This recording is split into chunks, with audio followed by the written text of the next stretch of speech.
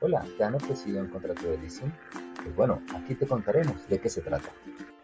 La palabra leasing proviene del inglés, del verbo to lease, que significa tomar o dar en arrendamiento. Y aunque no significa exactamente lo mismo que el arrendamiento, ha sido generalizado en todo el mundo el leasing como un contrato. El leasing es un contrato por el cual un sujeto concede el uso y goce de un bien propio o adquirido de un tercero para ese fin en contraprestación de un canon financiero. El sujeto A o locatario requiere de un bien, pero no pretende su transferencia directa, es decir, que ingrese a su patrimonio, pero lo necesita para un ejercicio de naturaleza productiva. Este sujeto o locatario contrata con otro, llamado leasing o entidad financiera, que le concede el uso y el goce del bien. Sin embargo, el bien que el leasing le va a entregar al locatario es probable que no sea de él, es decir, de su propiedad, sino que lo adquiere de un tercero. Este tercero no tiene nada que ver con el leasing. Esto es así, puesto que puede haber leasing sin que siquiera exista este tercero. En contraprestación, el locatario le pagará al leasing un canon financiero, lo cual no es lo mismo que un canon de arrendamiento. Existen dos tipos de leasing, el financiero y el operativo. El primero tiene la misma estructura, pero quien es el locatario, al finalizar el periodo, va a tener una opción de compra.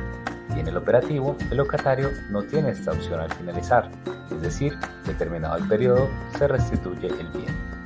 Ahora vamos a ver algunas diferencias entre el leasing financiero y el leasing operativo. En cuanto al sujeto, en el primero tiene que ser calificado, es decir, una entidad financiera, una persona jurídica autorizada por la superfinanciera para actividades de leasing. En el leasing operativo, en cambio, puede ser cualquier sujeto, no tiene una exigencia especial, puede ser una persona natural. En cuanto a la opción de compra, en el leasing financiero este es un elemento esencial del contrato. Cuando se inicia el contrato de leasing financiero, se establece el número de cuotas que va a pagar el locatario.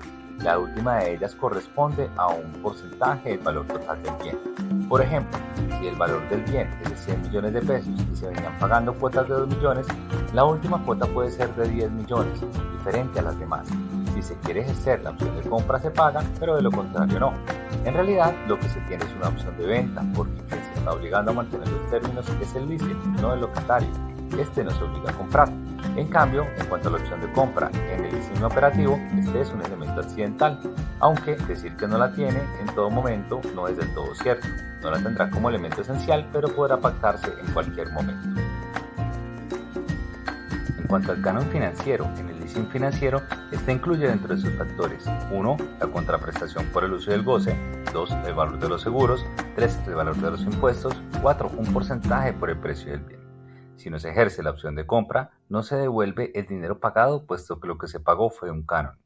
Ahora, el canon financiero en el leasing operativo, en cuanto no se haya pactado opción de compra, no incluirá dentro de sus factores el porcentaje del precio del bien. Sí incluirá 1. La contraprestación por uso y goce, 2. El valor de los seguros, 3. El valor de los impuestos. Lo que diferencia el canon financiero del leasing operativo del canon de arrendamiento es que este último no incluye seguros ni impuestos. El leasing, al ser un contrato financiero, genera unas ventajas tributarias reflejadas en beneficios. Vamos a ver algunos. Primero, el bien no ingresa al patrimonio del locatario, lo cual conlleva que éste no lo declara en su renta. El locatario tiene un bien para usarlo, pero como no está dentro de su patrimonio, no paga impuestos sobre este, no aumentando su declaración de renta. No altera o afecta su estado financiero respecto de rentas o tributos. 2. El bien no puede ser embargado. 3. Los cánones financieros se descuentan antes de impuestos. ¿Qué es esto? En un estado financiero básico, estado de ingresos y gastos, a los ingresos se les restan los gastos, y esto genera una utilidad bruta.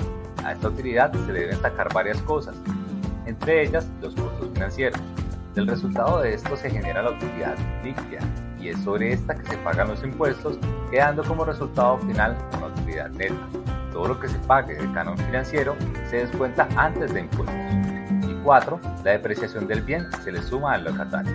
En un ejemplo con un banco, este aparecería como dueño por formalidad, por cuanto todos los beneficios y gastos los asume el locatario.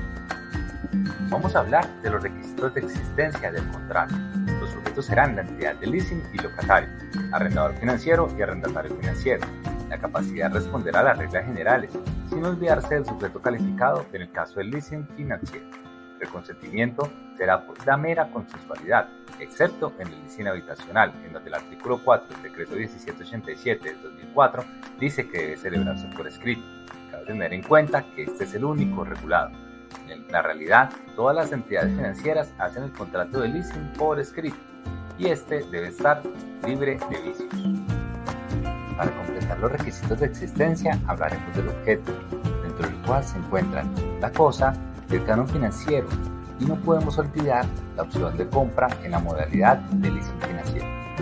Continuando con la estructura de todos los contratos, ahora hablaremos de los elementos. Los esenciales son los que hemos mencionado en el objeto.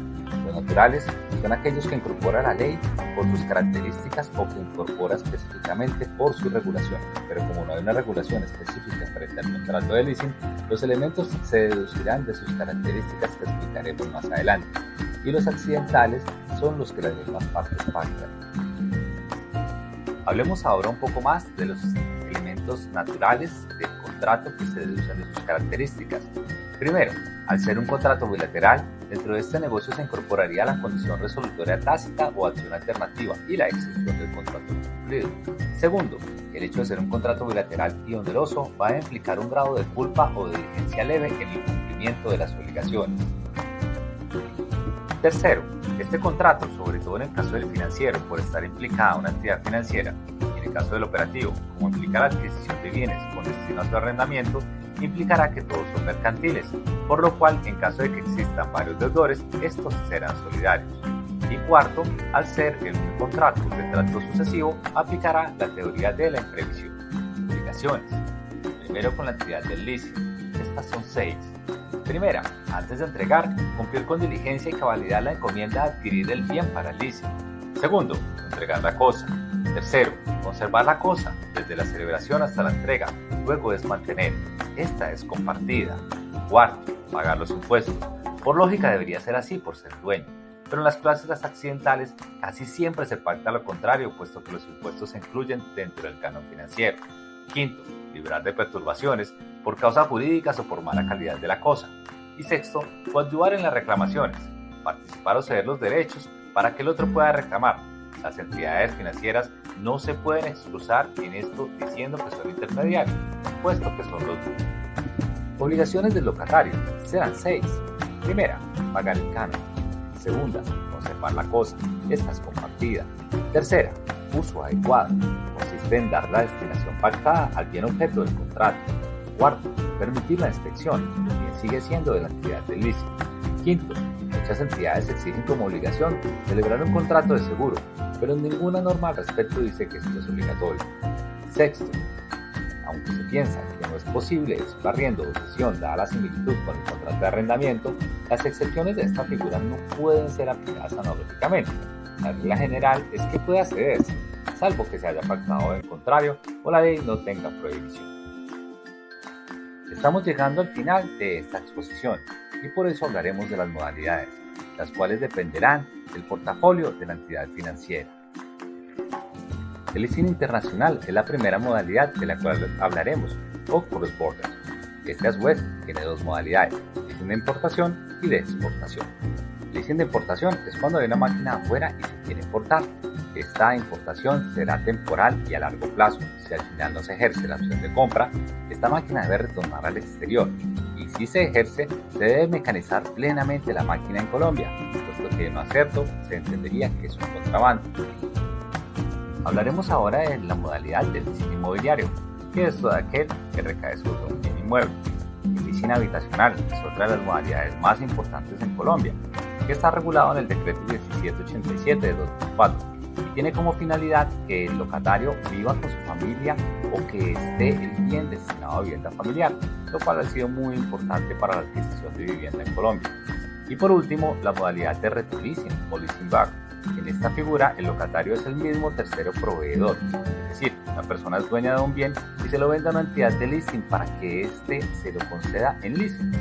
Esta figura es utilizada para facilitar el flujo de dinero. Muy bien, hemos llegado al final de esta exposición acerca del contrato de leasing y espero que de la mano de estos personajes hayamos aprendido mucho.